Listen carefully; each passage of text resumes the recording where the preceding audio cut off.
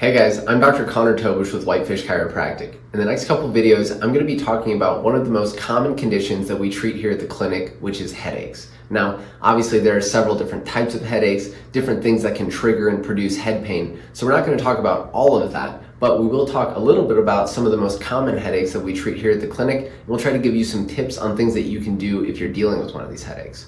So for the first video, we're going to go over cervicogenic headaches, which is just kind of a fancy way of saying that the pain that you're feeling in your head is coming from a problem in your neck. And that problem might be stiff, restricted joints that aren't moving well in the neck.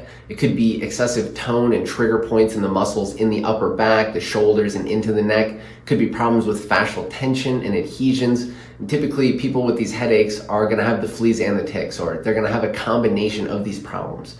Luckily, we have tools to remedy all of those problems here at the clinic, but that's not what this video is about. So when people are dealing with these cervicogenic headaches, some of the symptoms that they might notice is that a lot of times their problem starts in their neck. They'll feel tension and pain in the neck, and a lot of times that'll start to creep up. So these patients will oftentimes have a lot of pain and irritation at the base of the skull in these suboccipital muscles, sometimes over into the temple, in the forehead. A lot of times patients will even say that their pain is behind one of their eyes. A lot of times these people also see that they start to have limited and painful range of motion in their neck. So they might go to turn or tip their head one way or the other and see that motion is limited. They can't go as far that way. It might cause pain in their neck. It might even increase their head pain. So those are some symptoms that somebody might be experiencing if they're having a cervicogenic headache. Next up, I'm going to show you some really simple rehab exercises that you can do at home to try and get some relief if you are having a cervicogenic headache.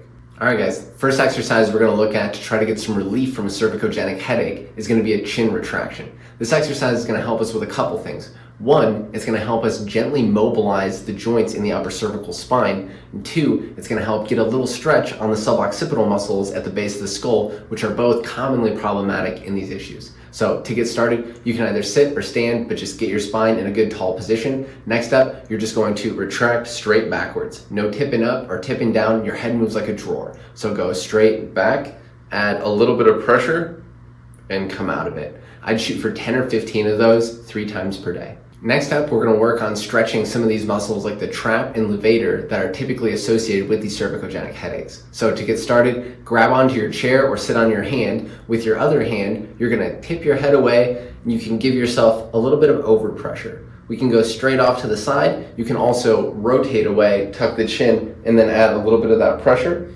After that, either way, we'll lightly activate these muscles as if you're going to use them to pull your head the other way. You're just going to block that with this hand. So lightly activate the muscles, hold that for 5 to 6 seconds, relax, and then take the slack out. See how much further you can go.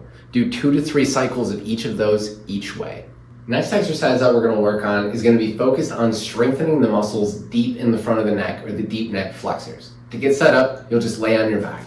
So once you get laid down on your back, we're going to have you retract the chin slightly and tuck down.